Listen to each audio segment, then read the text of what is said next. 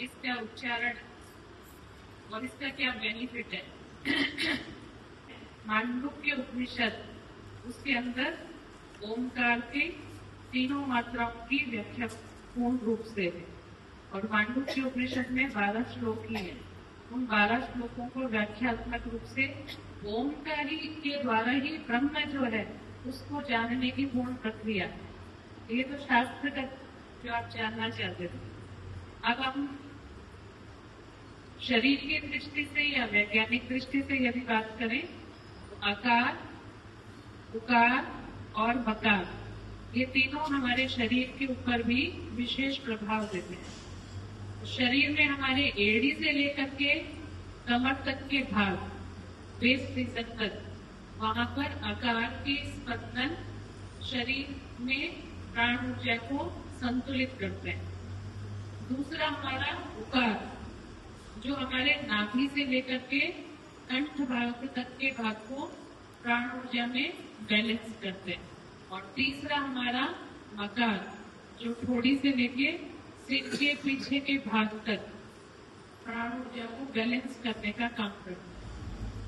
जब हम ओमकार बोलते हैं तो शरीर के सभी अंगों में उस ओमकार की ध्वनि का हमको प्राणिक ऊर्जा बैलेंस होती है। इसलिए हम जहाँ पर पैरों से संबंधित कोई भी अभ्यास कराते हैं, आपको आकार का उच्चारण कराते हैं। जब हम उदर से संबंधित कोई अभ्यास कराते हैं तो हम आपको उकार का उच्चारण कराते हैं। और जब हम शरीर के ऊपरी भाग का कोई अभ्यास कराते हैं तो अब हम आपको मकार का उच्चारण कराते हैं। अब हमें ये समझना है कि हमारी बीमारी क्या है।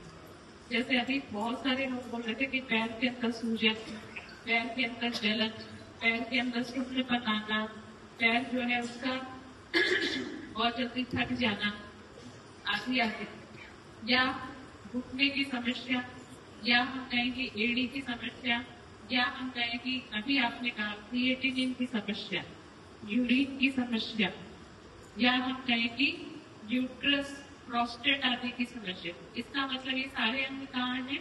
नीचे की। तो आपको ज्यादा उच्चारण किसका करना है? आकार। जिनको ये समस्या है, क्रिएटिनिन की समस्या है, आप आकार का उच्चारण कीजिए प्रतिदिन।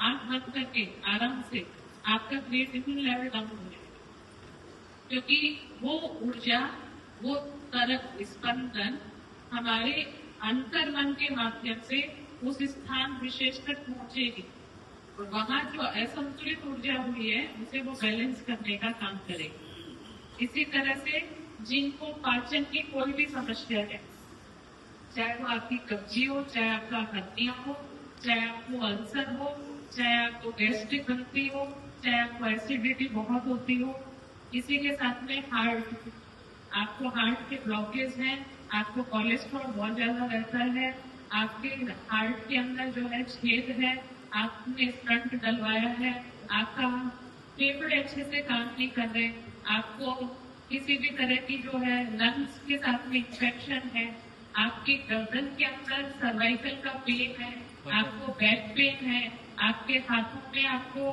कमजोरी महसूस होती है, आपको फ्रोजन शोल्डर रहता है, सारे कौन से भाग है? मध्य के भाग। आपको उच्चारण कौन सा करना है? का।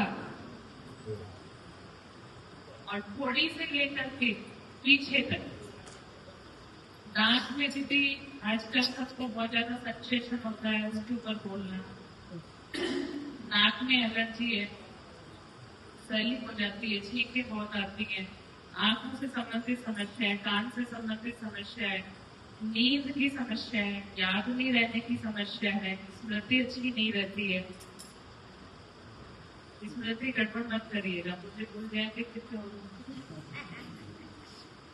इन सबके लिए क्या है? मकार का उच्चारण। टेंशन बहुत रहती है, मकार का उच्चारण।